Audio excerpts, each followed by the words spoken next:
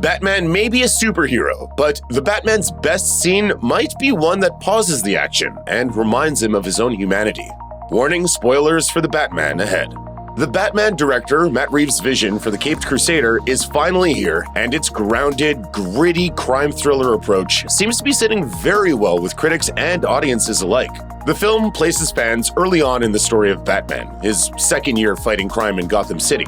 Right at the beginning of the movie, we discover that Bruce still hasn't quite figured out exactly who he wants to be as Batman, although he still seeks vengeance on criminals for the tragedy in his own life. The Batman then quickly moves to focus on the Riddler and his one-man killing spree of Gotham City officials as Batman and Lieutenant Gordon frantically try to solve his riddles and get one step ahead. The Batman is filled with incredible scenes as Bruce, Gordon, and Selina Kyle cross paths with the villainous likes of Penguin and Carmine Falcone while attempting to stop the Riddler's plans.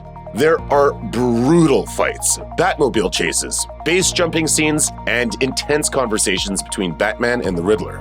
Although it's almost too hard to narrow, given the quality of the action-packed and emotional scenes in the Batman, there is one particular moment that stands above the rest.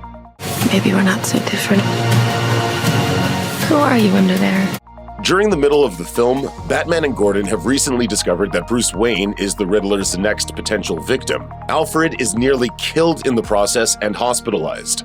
Bruce continues his investigation while Alfred heals, and a revelation from the Riddler points to his father during his mayoral campaign, seeking help from Carmine Falcone to kill a journalist who is threatening to leak a story about his wife Martha's mental health issues. Bruce confirms this with Carmine, leading to a truly excellent confrontation with Alfred when he wakes up from his injuries. Bruce proceeds to accuse Alfred of lying to him about his parents and tells him that he knows Thomas sought out Carmine, that he wasn't a good man like Alfred insisted. However, Alfred explains that Thomas was indeed a good man, albeit one who made a poor decision in a moment of weakness and desperation, trying to protect his family. In fact, Thomas was going to turn Carmine into the authorities, but he and Martha were killed first. Bruce then pieces together that Carmine likely had his parents killed. He apologizes to Alfred, noting that he felt fear for the first time in a while, knowing he could lose someone he cares about. This scene is the best in the entire movie because the interaction between Alfred and Bruce is so raw and emotional. We are able to see the bond between two men who have gone through immense trauma. It's one of the few times we see Bruce be truly vulnerable. If this continues, it won't be long before you've nothing left. I don't care what happens to me.